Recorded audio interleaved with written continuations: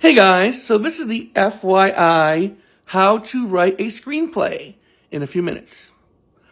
So there's a thing called structure, and this is what I'm going to talk to you about right now.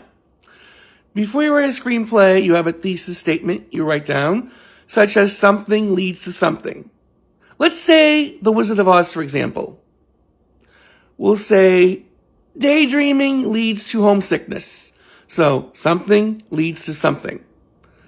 Daydreaming leads to homesickness, and the homesickness is, the cause of that first something.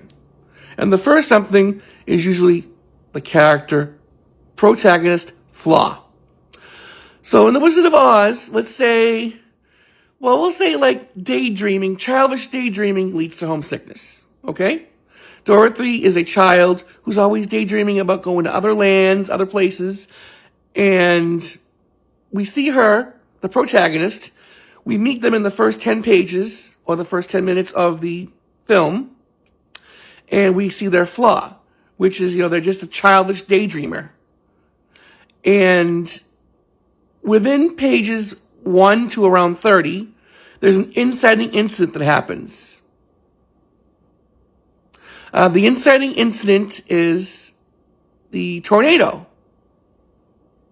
Dorothy gets sucked up in the tornado, and she lands in Oz. And now she has a goal, the character external goal, that is told, that the audience hears, is she wants to go home. But her internal goal is that she's just still a child, she's just a daydreamer, a little whippersnapper, whatever you want to call it. So the Act 1 ends when she takes off down the yellow brick road to Oz. And then Act 2 begins, and that's when she meets the Scarecrow, all the way up until around, Act 2 would go maybe around page 30 to around, a screenplay has to be 70 pages or more to be an actual film. You could have 70, 80, 90, whatever pages. So Act 2 of The Wizard of Oz would be, say, page 30, where she meets the Scarecrow, up until, say, the point where, I'm not sure what page that is, when the wizard tells Dorothy to bring him the broomstick of the Wicked Witch of the West. Now, Act 2, the character, the protagonist, goes through every possible way to meet their goal. Ups and downs, ins and outs. And they meet characters along the way, like she meets the Scarecrow, and the Tin Man, and the Cowardly Lion.